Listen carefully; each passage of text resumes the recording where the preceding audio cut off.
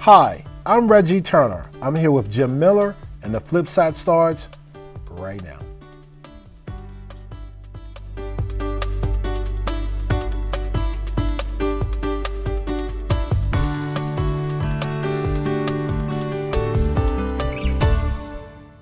Welcome to the show. Tonight we're joined, Cynthia Sullivan is joining us again, and Marybeth Herrera of Sullivan Select Realtors. Yeah. Welcome to the show, ladies. Hey, thank you. Thanks nice for having to be us. back. Jim, I know this has been pressing for you, so I'm going to let you kind of jump right into the conversation. Well, you know, it's an interesting real estate market. Can anybody disagree with that?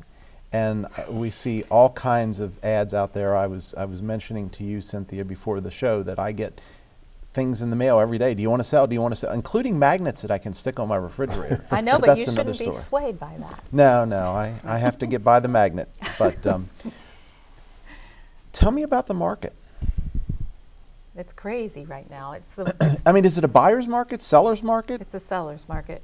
It's a seller still, even with everything that's going on. Because of scarcity, you know, nobody wants to put their house on the market because they apparently have a low interest rate and they don't want to give it up, or they also don't want people coming through their house because of COVID still. You know, a lot of people are like that. So honestly speaking, what's the statistic, Marybeth, that I used to have how many listings when you first met me? And Right. So when Cynthia and I, when I first started working with Cynthia about 15 years ago, she herself had about 200 listings. That's what we have right now in all of Washington County. yeah, the total. Wow. Among Active, all active, realtors. active listings. Among all realtors. Wow. Active and coming soon listings, Yeah, actually. Yeah. And Maybe so, yeah. 220. I mean, it fluctates, but Yeah. And it's sort of like if you only have 3 girls to pick for the prom, then they're very valuable, you know what I mean? It's a valuable commodity and they look really good to you, even though they might not be that cute. It's true. Okay. You know, so scarcity drives the value up, for Okay. sure. You know? And that's what's happening right now. Yes. So the notion that the real estate market, that the value is going to fall out of the real estate market, as of now, has not happened. No, it hasn't. And the projection for 2024 is, what was the projection, Marybeth? We were talking about that? yes, actually, the National Association of Realtors are projecting that 2024 there's going to be a big jump in the market. Yeah. A big jump, Yep. price-wise. Yeah. And With you know, home sales activity, as well, home sales, just with you know. everything, that's Okay. when it's going to turn. It has to turn sometime soon because when I was there on the show before, it was just like this almost. You Right. know, nothing much has really changed except it's gotten more scarce with the listings. You know, even less listings on the market. So, Marybeth, let me ask you this. A lot more people are working from home.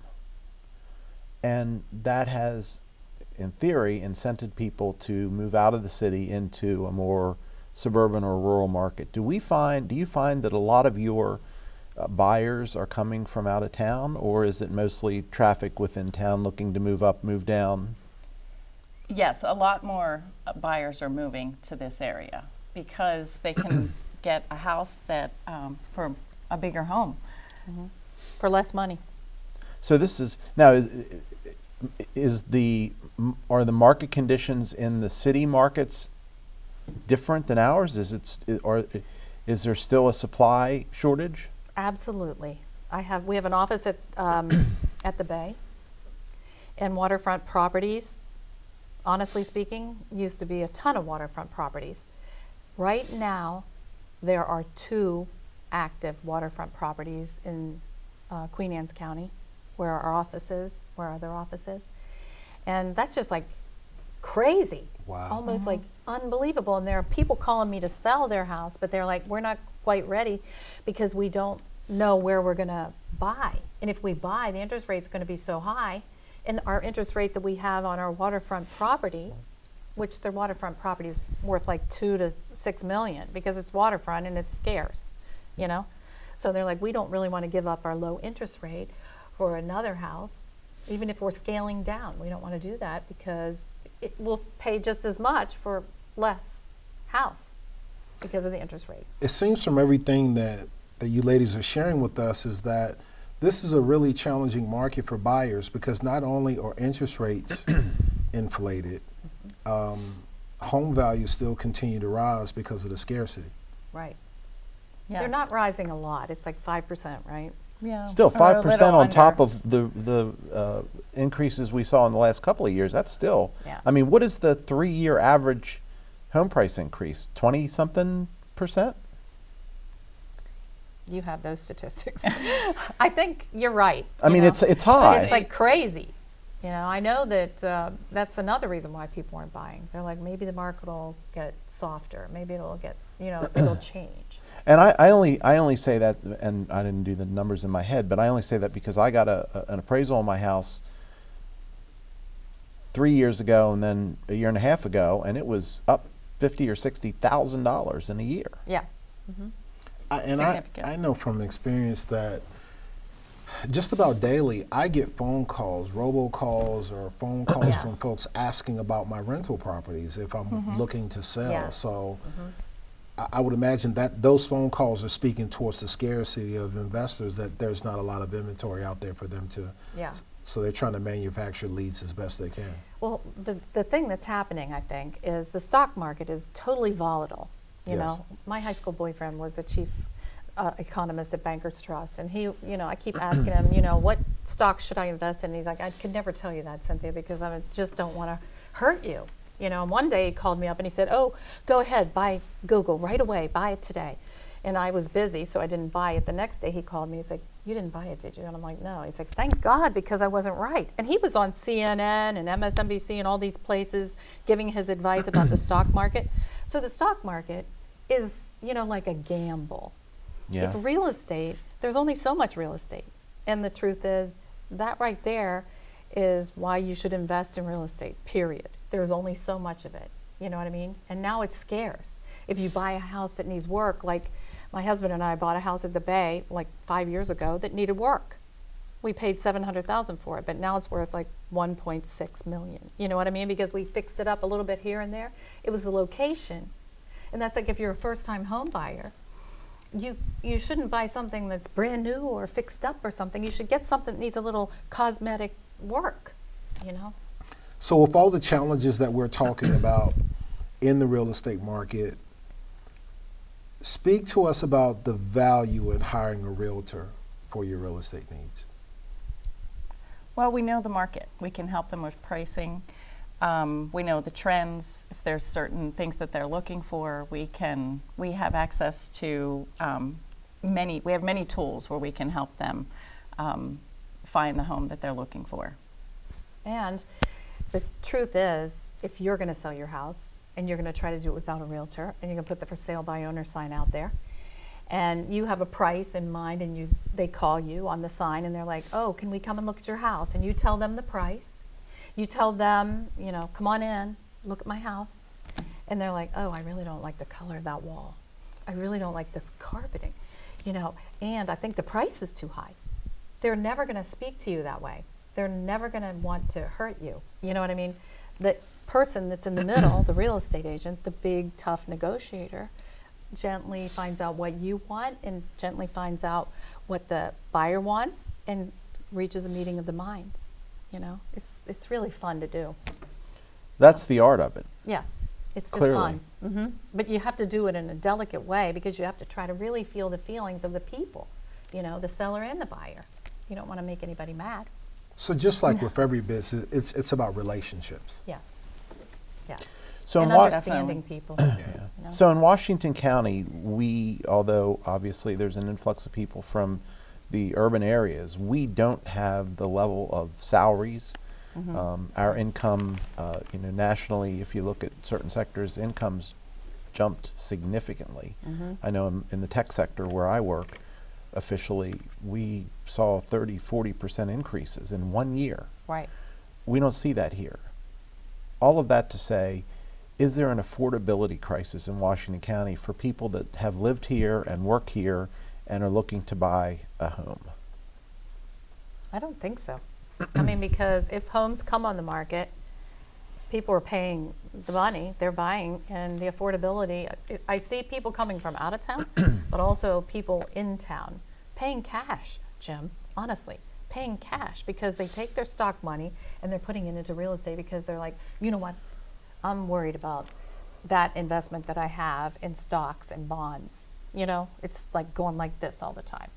And I want something that I can hold on to, that I can actually control, I can improve it, and I can just make sure it's a good location. But one difference, though, as a financial advisor, I will say, in regards to kind of stocks and real estate, one of the big differences, especially when the market is turbulent in either, is the fact that you get a statement on your investments every month to see the value. Yeah, that's true. If folks are getting a statement on the value of their home every month, they will they will feel a little bit differently in regards to that as well, because That's a good point. there's emotions tied into it as well. I mean, just like with stocks, there's a scarcity that's there because there's only a certain amount of shares that are available of companies. Yeah. However, you are constantly inundated with information in regards to the value of your stocks, not your home. Like for your home, Yeah. you need to go search for that value. Right. And that's Well, a that's good where we point. would come in. Yeah. Yes. That's Yeah. why you should have a Yeah, that's a good point, relationship though. with a realtor. Yes. Because we can look at that for them. And, people that we've worked with, we have relationship with clients that we've worked with for years and done multiple transactions with and Yeah. calling us all the time with questions. Yeah. When it comes to Washington County, what are some of the challenges you're seeing? Not just short term, but long term. Like, do we have an affordability issue? Do we have a shortage of homes in our community? That is a long term issue that needs to be solved. What are you guys seeing? I don't think it's long term. I don't think it's long term. No. I've seen so many things over the years, it can't last much longer. People have to move. You know what I mean? There are so few homes on the market. It's like a freak show. Everybody's walking around, all the realtors are talking about it. When you call for a showing, they're like, oh my God, you've got a listing. Thank goodness, can I show it? It's just, that's not how it's supposed to be. And I believe that it's coming here because spring's coming. I think people are going to start coming out because they have to change schools. They have to, people have to move. People, change jobs. It's becoming very frustrating for buyers because of Yeah. the scarcity. Right. And I mean, if we put a house on the market, if you price it right or price it close to, or even maybe a little bit under, Yeah. because what's happening under what we think the value is, a ton of showings, and then the offers start coming in, and then they start writing offers over asking price.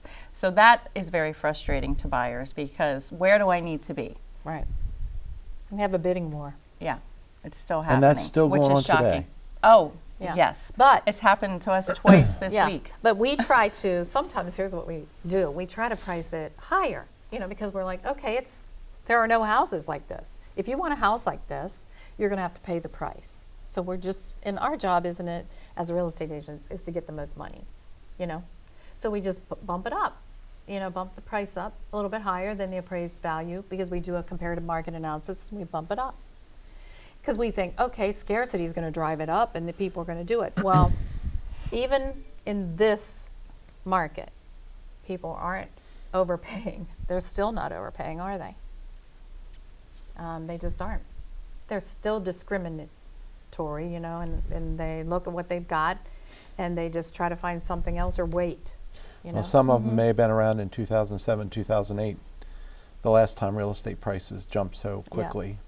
Yeah. So Right. we should take a break. Excellent. So, ladies, let's hold right here. There's some other questions we wanted to ask you. We definitely wanted to delve into some advice for first-time home buyers and others. So if you ladies will hang out with us and stay with us, we'll come back right after the break.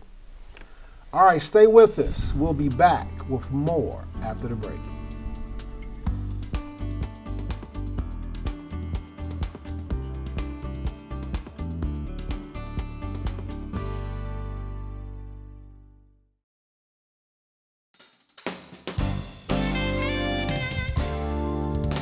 Welcome back to the show. We're still joined by Cynthia Sullivan and Marybeth Herrera.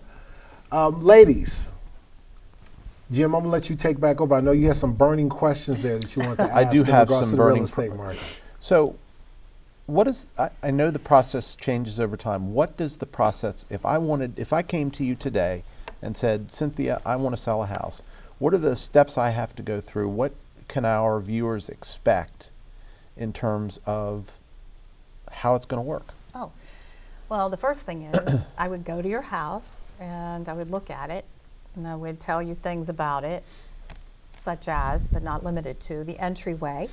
It's got to be very importantly manicured, you know, because on the way in, if a buyer sees, you know, anything out of order, such as, but not limited to, weeds, or the front door needs to be painted, in their mind they think the whole house needs a ton of work, you know?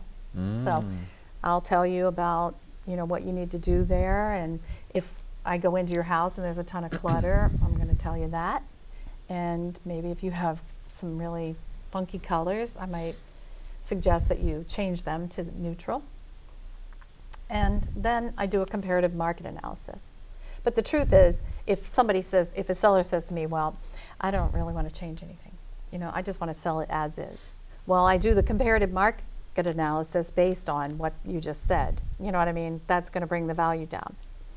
But as associate broker, we sort of took courses on appraisals, you know, so we know exactly what an appraiser does and what an appraiser has to do. And we pride ourselves on the fact that we take the time to actually study it. You know, I mean, actually really study it and find 3 houses that are similar at the highest value, so we can try to show an appraiser if we get a price like that. I mean, if we put it on the market, we get the price, we show the appraiser the comps that we used when he comes through, so he doesn't even have to do the work, you know?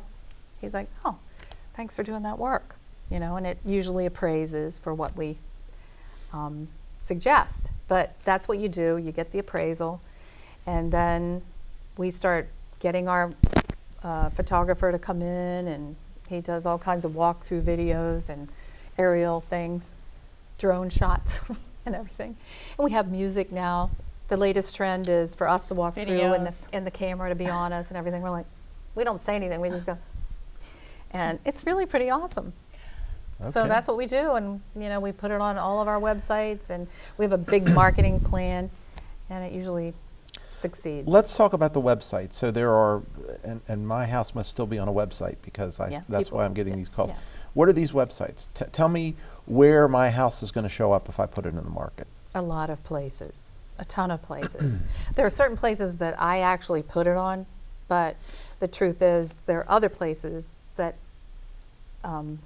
like Coldwell Banker, you know, or Remax, they're going to pick it up and put it on their system like it's theirs. You know what I mean? Well, And- right, and yeah. Realtor.com picks it Yeah. up through our system. They all and pick it up, Zillow, it you all know. gets So fed into. The power of the MLS, no matter Yeah. who you list with, is pretty powerful, you know. So, but we So try to theoretically, make it you could more- get buyers from all over the country. Absolutely, we Oh, do. yes. We do. We do. Wow. Yeah, we do. And we like it. We pride ourselves. That's another reason why you don't want to do for sale by owner, because you're shooting yourself in the foot. You're because- limiting your market. Right, you know. And a lot of people try, and when they're not successful, some are, Yeah. then they turn to us.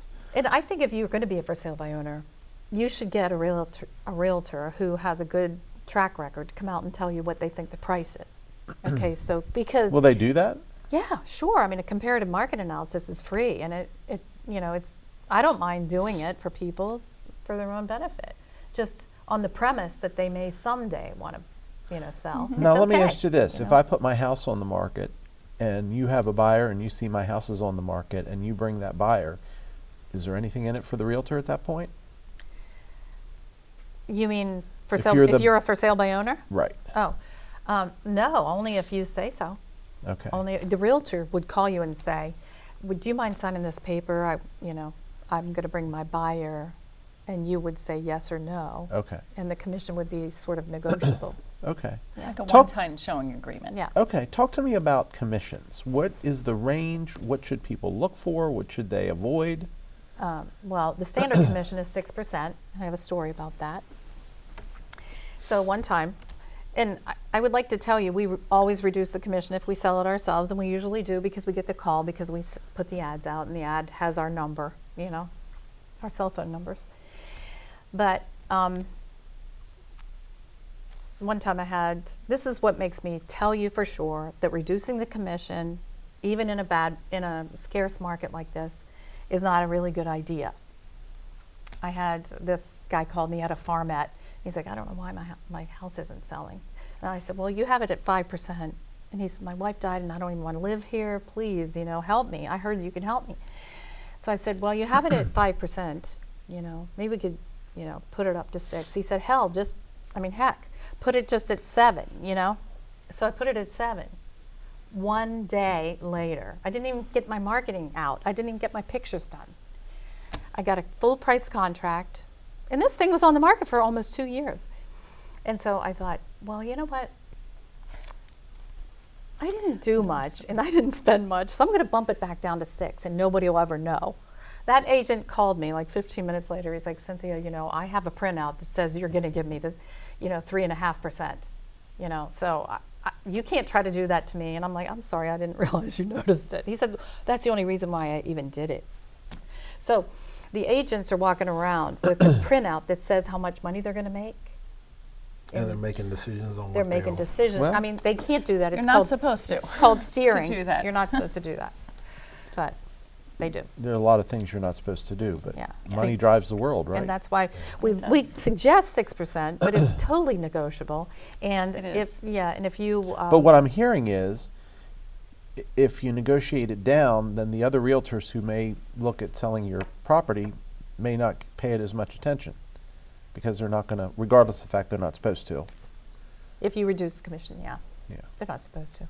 Okay. And everything's negotiable. Yeah. So, I mean, we could make it work. Yeah, we Make always try to something make a work. deal work. Yeah. And a listing agreement, what is the normal term for that? Is that 3 months, 6 months, 9 months, a year?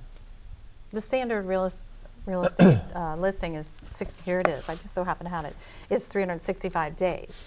But when I'm going over a listing with a seller, or if Marybeth is, or any of the agents in our office, that is negotiable. Every single thing in our listing is negotiable. You know, if a real estate agent tells you, these are the terms and conditions. No, they're not. They're all negotiable. Everything is. So somebody puts their house on the market, it's a family home. Mm-hmm. Boy, this story sounded familiar. And then 3 months later they decide, nah, I don't want to sell it. Yeah, What do you get? nothing. We want to sell your home. Yeah. And you know, our listing right here, in the second page right here, says if you don't like what we're doing, you can call us up and just terminate the listing. And is that normal in most real estate No. contracts? Okay. No. But those are the things you're saying they can negotiate. They should The whole negotiate. thing is negotiable, yes. We're going through the listing and we're saying, you know, here's the commission. Well, that's negotiable. We're going through the listing and we're saying, oh, if we get a deposit on your property, say $10,000, $5,000, and the terms and conditions are already met, they already did the home inspection, they already did the financing, and then the buyer backs out and we keep the deposit, we always say, it's pre-printed in all listings, that half of the deposit goes to back to the seller and the other half goes to the real estate To the broker. And we just have all of it goes to the seller because we don't want to make any money if we lose a deal. You know, if we lose that contract, our job, once we get the contract, is to hold on to it. You know what I mean? And whenever something comes up, say the home inspection needs this or that, like we were working on one on the way here, trying to hold it together. You know, we got the electrician out there. So where do your services end? We've got a property, you've done your listing, you've done your photography, you've done your market analysis, we've got a contract. Are you with that seller all the way up through closing? Absolutely. Okay. Absolutely. And beyond, we get phone calls. Yeah. Okay. Oh, yeah. Yeah, we do. We have lifetime relationships with Yeah. our clients. It's true. All right. So what it sounds to me is that for buyers and sellers, when you're shopping for an agent, it's important to understand that everything within the contract is negotiable, and that gives you your comparison point between realtors Yes, in regards to what are they willing to negotiate on. absolutely. And if you find that one does not have the terms that you would like, you need to shop with someone else. And it sounds like get it in writing. Yeah. If there's a negotiation, don't say, "Oh yeah, we'll work it out Oh, later." it has to all be in writing. Yeah. Because, you know, if you don't, sometimes when I first started in real estate years ago, I would just trust my friends and I'm like, oh yeah, let's go over, we don't need it. You do need it. You need the contract so that the buyer and the seller can, and it's really illegal to do a deal without a contract anyway. Interesting. Yeah. Got it.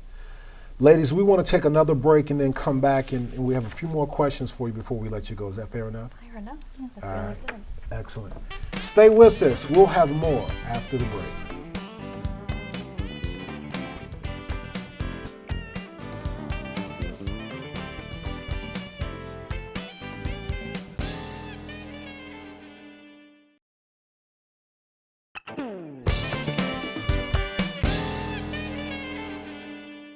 Welcome back to the show. Cynthia and Marybeth are still with us. Thank you for staying with us, ladies. Jim, jump right in.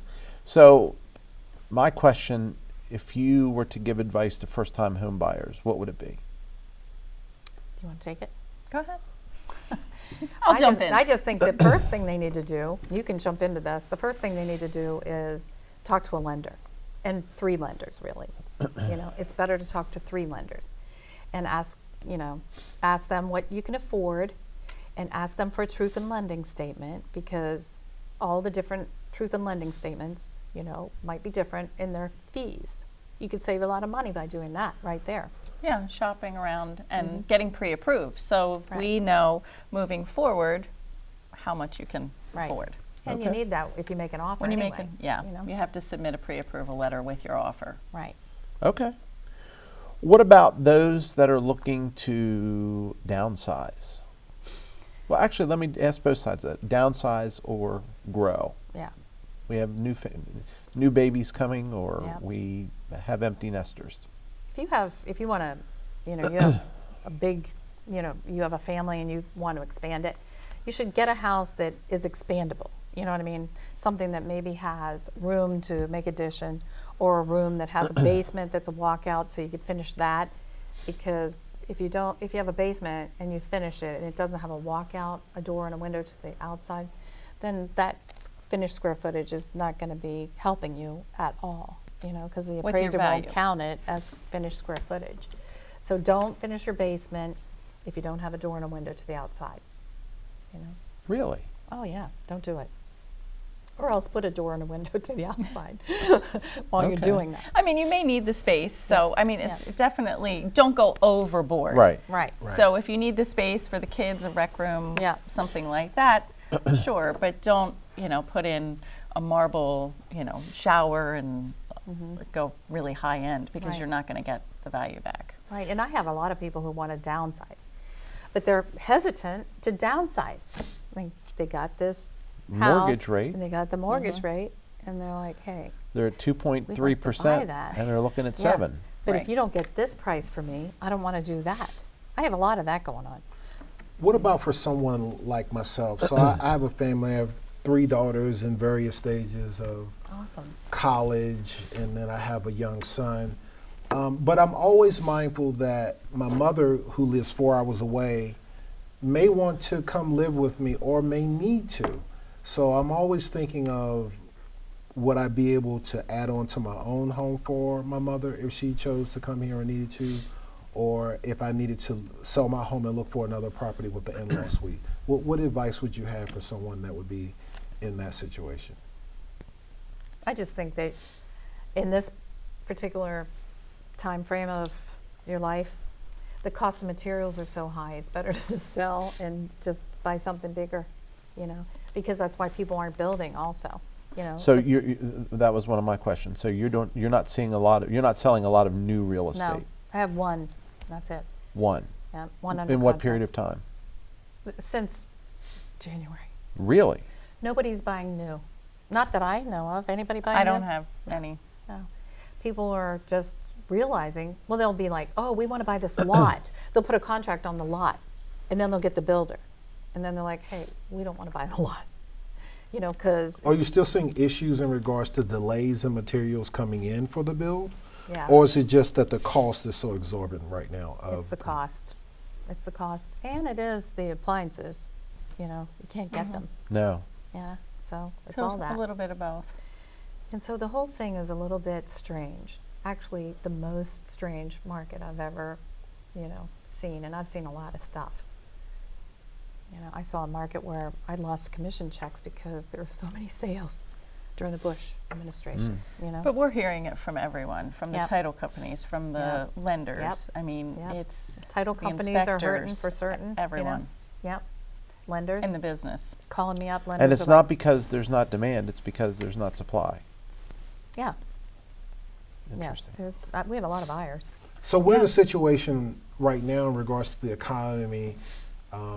We've seen 3 mid-sized banks fail. The economy's bouncing around. If we are headed into recession, how do you feel that's going to affect the real estate market here locally? I think it'll really affect it, but I don't think it's going to happen. I mean, I don't know for sure. I think you would know more. Why don't you tell us? I think you would know more about that. My crystal ball says that. Yeah, tell me. Terrence is not here today, and But if he would you've- say- if you've been on the show, he would tell you that winter is coming and that we're going to see a recession. I think a lot of the talk is whether it's going to be a hard landing or a soft landing in regards to the type of recession that we're going to have. But if there's such a scarcity in regards to properties, then do you have a feeling like the market really won't be affected by it because it's such a small number of properties on the market in the first place? Yes. I mean, I think for sure that, don't you?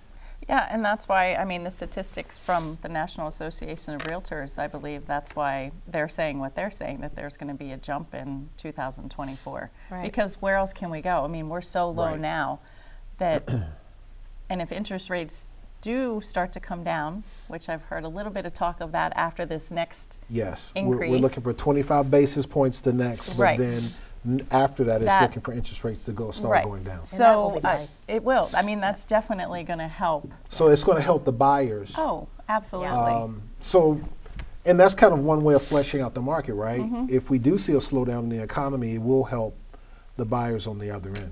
But it would also help the sellers who need to go get a mortgage for whatever they're going to buy next, Yeah. unless they have sufficient capital to go buy a house for cash. The whole thing is a And little we've bit. seen a lot of that. Yeah, so Yeah, that's odd. surprising. It was surprising to us as well. I mean, the offers coming in last year, the year before, even Yeah. this year, I'm like, where are all these cash buyers coming from? They're taking their money out of stuff. Well, I mean, it's Are you very much the seeing that? case because I mean, Yeah. they're seeing a lot of winnings Yep. in the Yep. market, and also we're seeing clients that are actually leveraging and borrowing from their portfolios to buy because they have capital gains Right. that they don't want to sell because of the tax issues that they were caused. So I could see them using their stock winnings that they've accumulated over the last years to Right. to buy properties in cash. I very well could see that. Yeah. Absolutely. So you mentioned earlier about building one or whatever the case may be. If I'm looking to sell my house and I have a little money to invest, and I heard you say about painting, what are the rooms I should focus on upgrading to get the best price for my house? The kitchen. In the bathrooms. Yeah. Okay, that's simple. Right there, yeah. Yeah, the kitchen is the heart. The bathrooms, they need them. And what type of things in the kitchen? Oh, you have to have. Appliances and yeah. countertops. Yep, yep, and flooring. Right. Really, it would be a big benefit to you if you would have high-end appliances, and also if you would have like quartz or granite countertops. You have no idea what a value that really brings it up.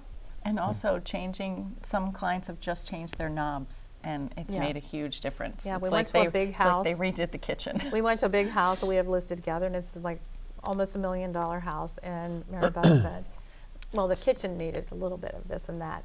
And she's like, maybe if you just change the knobs. Well, they changed the knobs, and the whole place looks 1,000,000% better.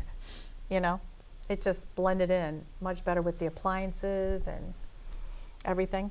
So from that standpoint, even if you're not looking to sell your home today, but you're thinking about the future, expanding your kitchen is a good investment, is what you're telling me? Yep. And fixing up your And the bathroom master bath, with especially, quartz the or primary granite. bath. We have a lot of people that do granite and quartz for good pricing. And that's a really good thing to do. Otherwise, I'd say the entryway of your house, it's real important. How much value do you put on landscaping? A lot. Really? Yes. So important. That surprises Curb me. appeal. Yeah, because when you're walking there and you have a well manicured, flower bed in front of your house, and all your trees and shrubs have the nice Right. dark bark or whatever, they're like, oh, these people took really good care. I really. Curb appeal, first impressions. I very see this important to house was people. well taken care of. It's like if you're buying a used car or something and you go there and the guy has cigarette butts all over. You know what I mean? You're like, this guy really drove this car into the ground, But if you go there, like my husband's car, it's like everything's detailed. There's not one little fleck of anything. You're like, I want to buy this guy's car because I know he, just treated with Takes care tender, of it. loving care. One of the effects of COVID, when we were isolated, and I had been this way naturally, but my home even became more of my entertainment center. Right. And even today, I'm looking at more things that I would like to do, landscaping in my backyard. Are you seeing that Yeah. in regards to everyone's home really becoming not just their home, but their sanctuary? And I was just, Yeah. you took the words right out of my mouth. And that could Yeah. be a very key. That's a very good point you made, because here's the thing. Here's another thing. You hit right on it, I think, but I didn't even realize it. During COVID, we all hunkered down and we all snuggled in, and our home was our safe haven. And we are sort of reluctant to let go of that. You know what I mean? Yes. That's another reason why people aren't selling, I think, because Yeah. I didn't even realize it until you said that. Yeah. You know? So for me, it was my family. We were all in the home, and there wasn't, anywhere for us to get away. So my garage became my man cave. Yeah. The garage is no longer for cars. It's my cave, and I'm looking to, Yeah. make it my own. I mean, I've carved out one side of the garage, but I'm looking to clear everything else out and Yeah. have another shed in the backyard so I can get all my tools and things out of there. So that it's And basically my entertainment center. And the outdoor living as well, with Yes. outdoor heaters Yeah. and Outdoor Yeah. living is really an awesome thing to do. Yes. What about Yeah. pools? They're good in the spring and the summer. They're They not any really- good in Do the they? fall. But do they turn people off? Do they turn not some in, people off? not in No, my I've experience, never. the past few years especially. I mean, because of what we were just talking about, and homes being everyone's sanctuary, they wanted the pools. They wanted their kids and their family, everybody to stay home. But there was such a backlog, though, in regards to getting pool work done, wasn't it? Yes, for a while? Still Yeah. is. Still is. Still is. But people still want them. Unless you get the fiberglass one. I have a fiberglass pool. Okay. And they just come and drop it in. Okay. It's less weight. But if you want to sell your house and you have a pool, it's totally great to sell your house with a pool in the spring and the summer. Mm-hmm. But if Not you try so to much sell, in the fall and the yeah, winter. yeah. So if you're going to work on projects on the outside of your home, and everyone doesn't have the disposable income to do everything all at once, what are the first things that you would recommend that people do on the outside of their home? I like a covered porch, nice covered porch. And of course the landscaping. Right. I mean, that Yeah. would be first. Yeah, that's The first. And then the landscaping, and covered then- porch is great. People love that. Put a couple TVs underneath that, a covered porch. I have that. Okay. Built-in grill, Yeah. small fridge. Yep. Little wet bar out there. Interesting. Yeah. All right. Excellent. Well, ladies, thank you so very much for coming and sharing all this information with us. There were a lot of takeaways that we have. I mean, I think the main thing we know is the real estate market is really tight, and it's a little uncomfortable for everyone at this moment, and that's even more of a reason to find a realtor. And everything's negotiable. And everything is negotiable within there. So that means to take your time. And for first-time home buyers, it's important to basically see at least 3 lenders, Uh-huh. I would to- have never thought of that. and to go into the process knowing what you're able to afford. Yes. And that way you And don't waste basically your you're time or the pre-qualified. realtor's time, Right. Right. Excellent. Well, thank you very much, ladies. Thank you. I'm sure Thank we're you going to for have you having back. us. There's going to be more twists and It's turns nice to see you two. in this 3 economy. really. Nice One's to see. missing. Yes. You may be getting a phone call from me because I'm having some ideas. Oh, we can come and help you, and it won't cost you anything. I'm going to have to take you up on that. We'll That'll do be it right perfect. away. With our red Solo cups in Yes, hand. yes, absolutely. Excellent. Thank you. Well, stay with us. We'll have Fast Five after the break.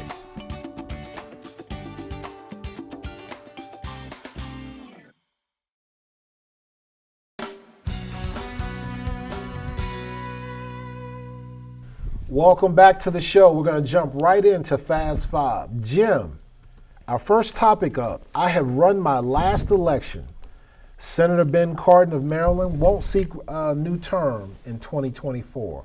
Now, if you've been watching our show for the last 6 months to a year, we have been talking about this, especially during the last election cycle, that this has been pretty much a known that he wasn't going to run again. But what say you? Yeah, so, Ben and I should say Senator Cardin and I, probably disagree on more politically than what we agree on. But I think he's been a good servant, good public servant, and I wish him well in his retirement. I think what's more interesting to me is what happens next. Right. I think that of interest, I know that we were suggesting a Republican wave in 2022 that didn't happen. I think if things keep going the way they are, that Republican wave will happen in 2024, especially with some of the challenges that the president has had and the vice president. So I'll take that bet. Okay. Hey, I bought you more than one steak dinner, so why not sign up for a third? I don't think we're going to see any waves of any kind, especially if Trump is the nominee. But, Well, that's assuming, I don't think Trump will be the nominee.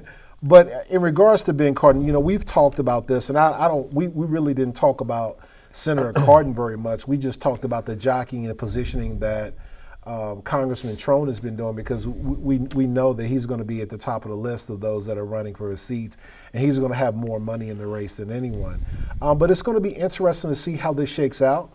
The other thing is, in regards to this, is that since former Governor Hogan did not run for president, would he make the decision to run That's for exactly the seat? where I was going. Yeah. So it'll be interesting to see the names of those who throw themselves in this arena. Or does David Trone want to occupy one of the big seats?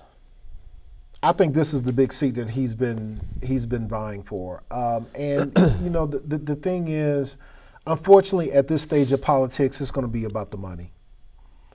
It's going to be about the money, and obviously, Trone is going to be a player no matter how people feel about Trone, because he has the money to make himself relevant out the gate in the race. So it'll be interesting to see how that plays out. But more interesting to me is, obviously there's going to be a slew of the Democrats that are going to run for the seat, but who's going to step up on the Republican side? And with, Governor Hogan's statewide appeal, you would think he would be an attractive candidate to make it a really exciting race. I think he would be a very attractive candidate. Yeah. Next topic. In the last 2 years, Washington County has cut its income tax rate.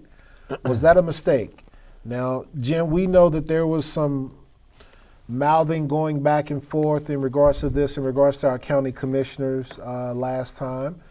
And on social media, one former county commissioner has expressed his concerns about this. And I know that Commissioner Derek Harvey has had some opinions in regards to this, and that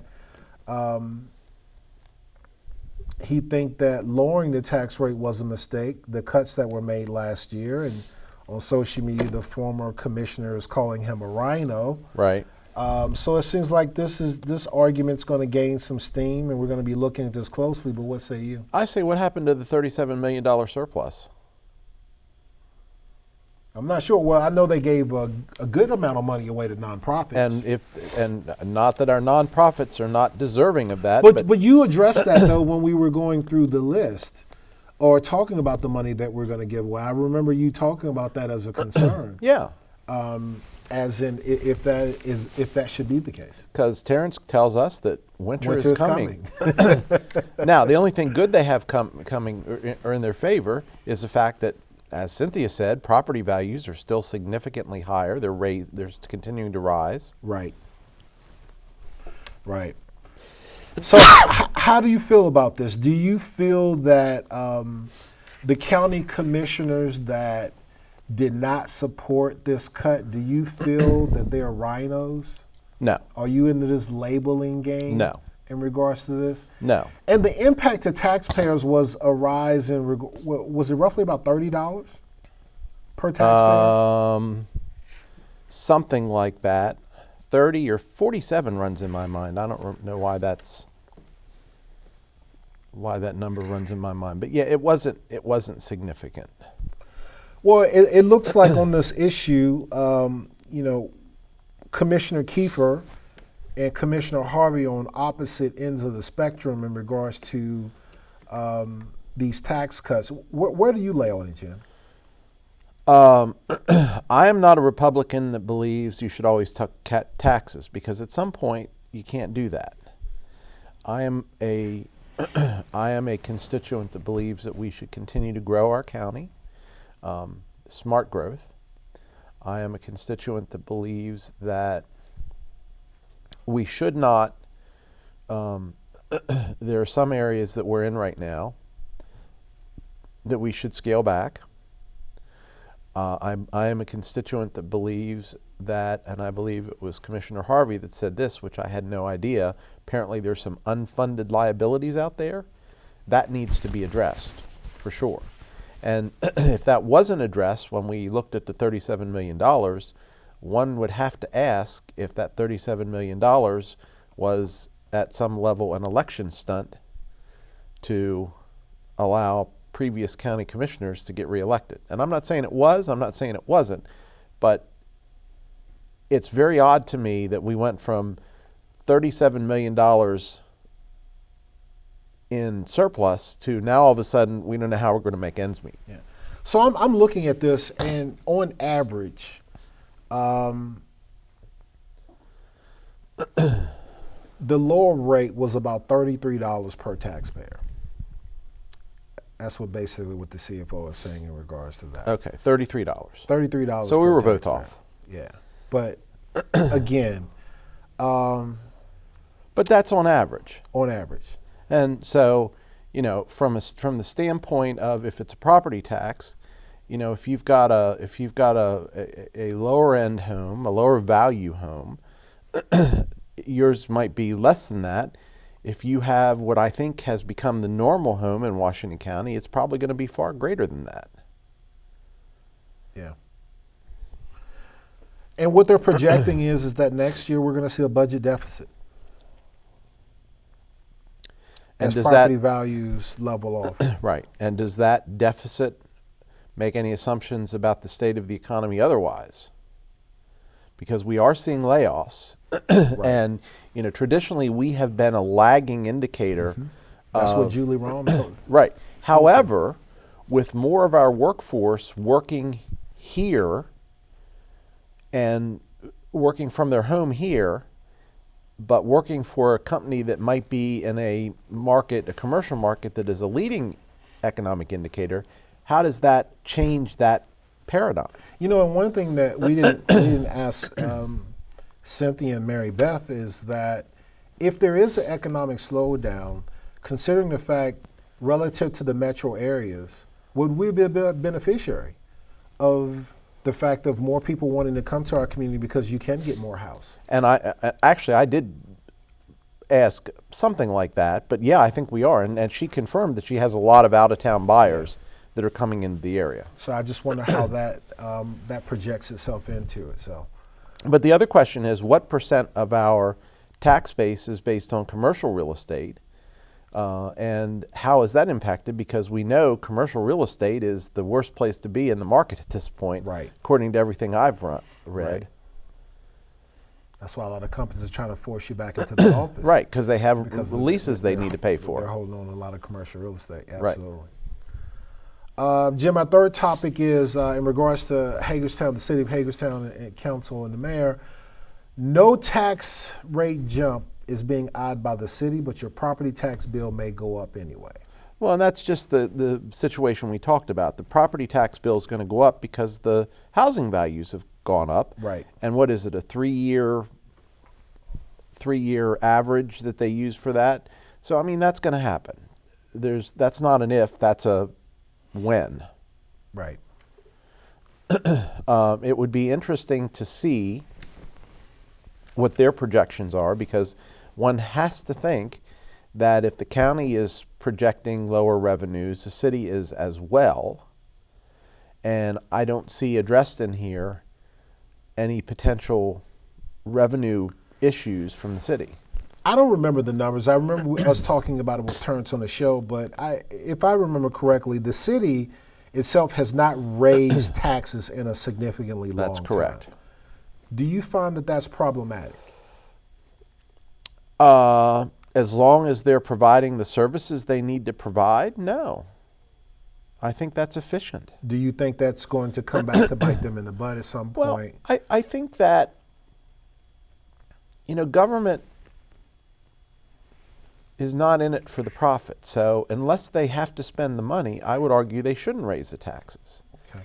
So, and if we are balancing the budget and we're providing the services we need, now some would argue that we're not, and that may be true, but then again, the people that are arguing that, do they understand what we are providing? Because I think some armchair quarterbacks. Well, there are folks that believe that when it comes to the number one issue that I hear, public safety. Right, that we're not spending enough money. That we're not spending enough, and we don't have the adequate resource to address some of the issues. And that may be true. I can't speak with authority on that because Right. that's not my area of expertise.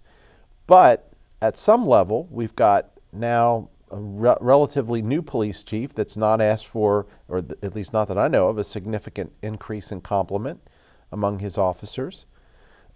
We are providing the services. If you look at Facebook, you see that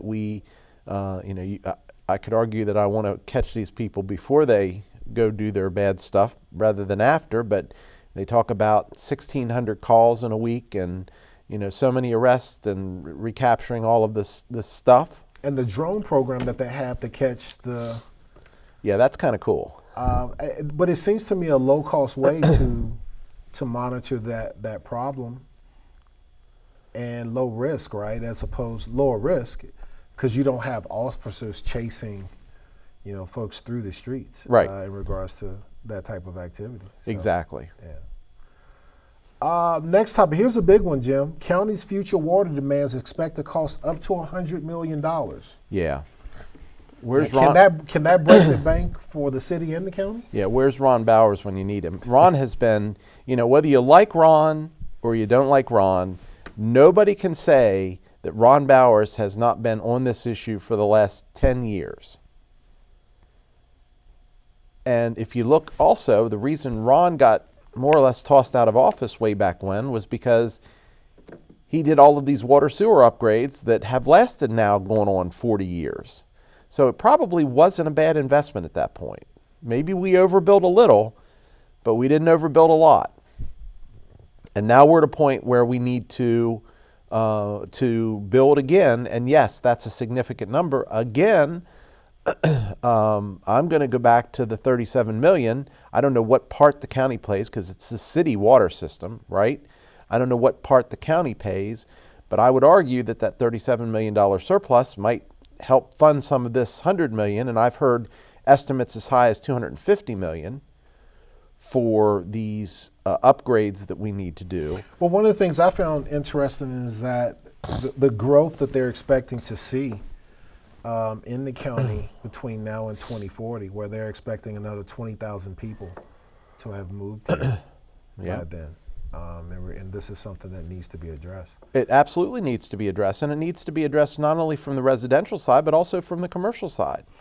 The thing is, and we talked about this a little offline, Jim. I think the challenging thing from a city perspective is if you look at all the projects that they need to fund right now, they're looking to fund, right? You have the indoor turf arena where they want to basically issue bonds to cover the additional cost of that. They have the parking garage, which needs to be financed. I believe there's a fire station that needs to be built. Right. And now you have And by the this- way, there's still things that need to happen in our fire and rescue community to shore that up.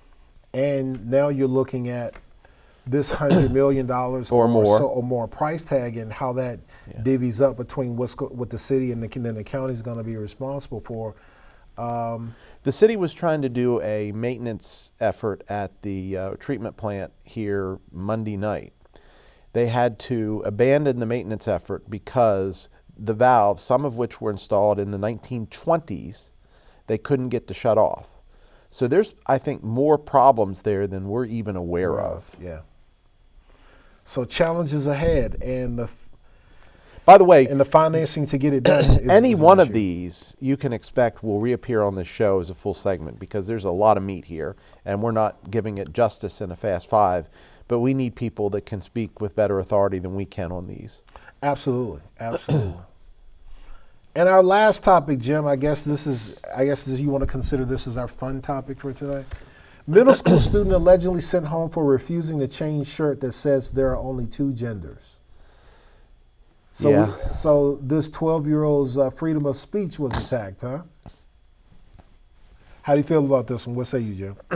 So, should the middle school student have been sent home? In my opinion, probably not. Should the parent have ever allowed the kid to go to school with what they knew was going to be a controversial T-shirt? Probably not.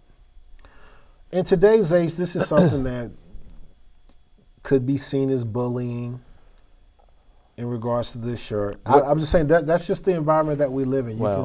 You can roll your eyes, but that's just the world that we live in today. So from the perspective, I'm thinking back to when I went to school, and I'm dating myself, Jim, but that wouldn't have been a big deal. No. But in today's world, yeah, it's And I would argue that today's world needs to change, not. And the other thing is, I think that. But didn't our parents and our grandparents say the same thing as we were coming up? Yeah.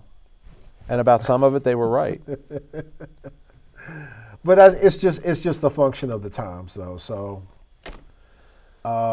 looks like the kid was sent home, and from Middleborough, Nichols Middle School in Nichols Middle School in Middleborough, Middle, Massachusetts. Yeah. Sent home from gym. Taken out of gym class. And I guess the other thing is, like, what makes a 12-year-old kid want to make a political statement in school? Parents. Yeah.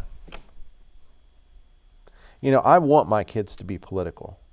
I don't require them to share my politics. I want them to be informed and make their own decisions, because I don't feel like I'm not the end-all, be-all, know-all political anything. I have an opinion, and maybe I'm right. Sometimes I am. Sometimes Cronkite Turner is right. Cronkite Turner is right more often than not. I mean, we know this, Jim. All right. Take us out. All right, fair enough. Well, that is all the time that we have for tonight. We hope that you'll like us on Facebook, follow us on Twitter, and send us your comments to feedback@theflipsidetv.com. That is feedback@theflipsidetv.com. But most importantly, join us again next week for another episode of The Flip Side.